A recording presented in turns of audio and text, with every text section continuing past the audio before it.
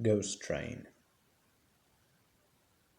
And every year on the date of the accident it runs again, plunging into the gap, shrieking like a lost soul.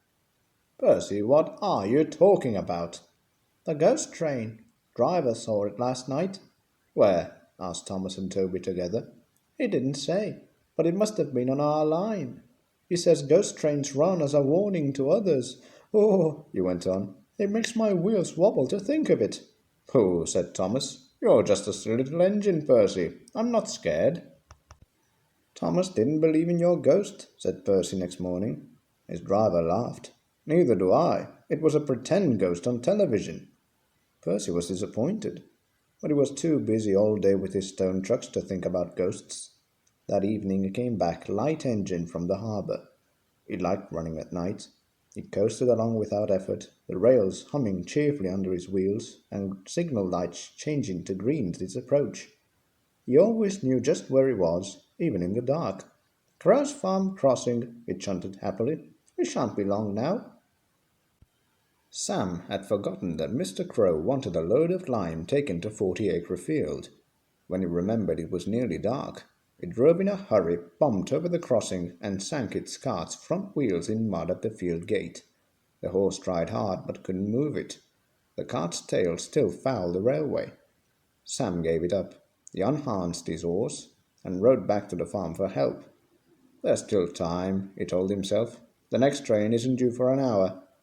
But he'd reckoned without Percy. Percy broke the cart to smithereens, and lime flew everywhere.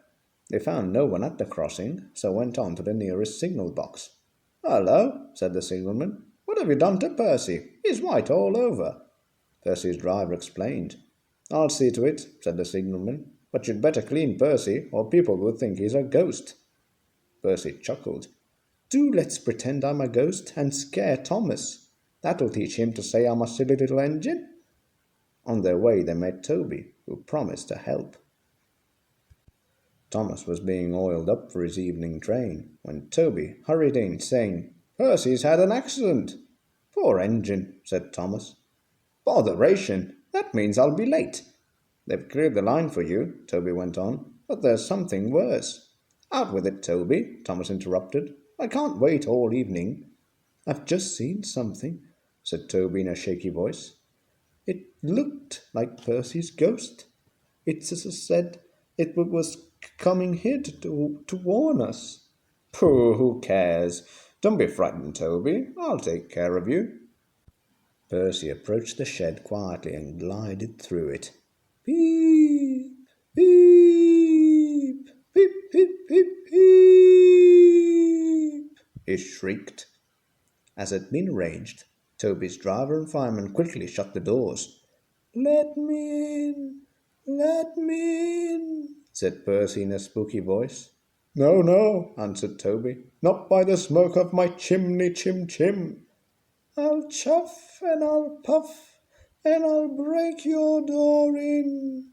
"Oh dear," exclaimed Thomas. "It's getting late. I'd no idea. I must find Annie and Clarabel." He hurried out the other way.